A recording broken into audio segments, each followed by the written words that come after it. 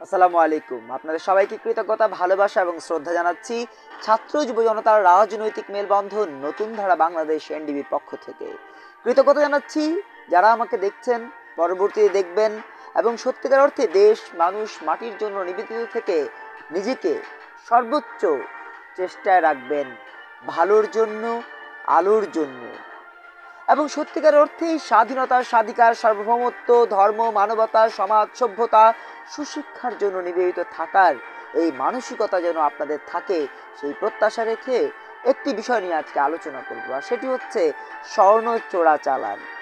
আপনারা জানেন স্বাধীনতা, স্বাধিকার, সার্বভৌমত্বের এই 51 বছরে এসে প্রতিদিন কোথাও না কোথাও স্বর্ণ চোরাচালান হচ্ছে, সেটি গণমাধ্যম বলছে।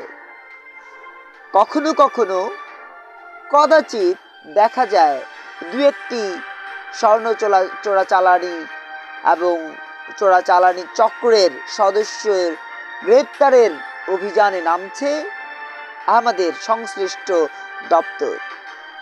তারপরে কি হচ্ছে?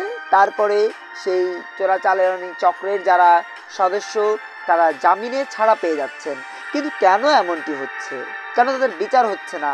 কেন তারা তাদের রাজবন্দী হিসেবে বা বন্দী হিসেবে তাদের সাক্ষ্য নেওয়া হচ্ছে না যে তারা কাদের নির্দেশনায় এই চোরাচালানি দিনের পর দিন করে যাচ্ছেন?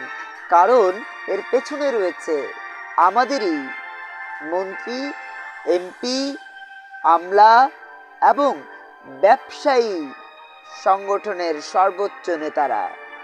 স্বর্ণ চোরাচালান করলেই আপনি শুনলে অবাক হবেন যে এই স্বর্ণ আপনারা সাধারণত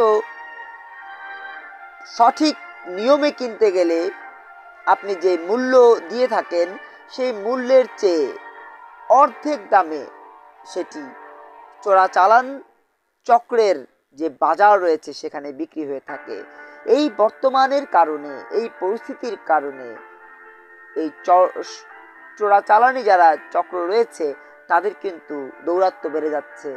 প্রতিনিয়ত এই স্বর্ণ বিক্রি এবং দেশের বাইরে পাচারের প্রক্রিয়াটা বেড়ে যাচ্ছে। কারণ বাংলাদেশের যেই বাজার রয়েছে স্বর্ণের, সেই বাজারে স্বর্ণের ওই হারে চাহিদা নেই। স্বর্ণ কিনছে কারা? যারা রাতারাতি আঙুল ফুলে কলা গাছ হয়েছেন তারা। কিন্তু ভারতে স্বর্ণ সবাই কিনেন, গরিব, বড়লোক, ধনী সবাই মিলে স্বর্ণের প্রতি তাদের আন্তরিকতা রয়েছে, স্বর্ণের প্রতি তাদের চাহিদা রয়েছে। এই কারণে স্বর্ণ চোরাচালানে ভারতে চলে যাচ্ছে। আমরা স্বর্ণ চোরাচালান যদি রোধ করতে চাই তাহলে যে পেছনের যারা রয়েছে তাদেরকে খুঁজে বের করতে হবে।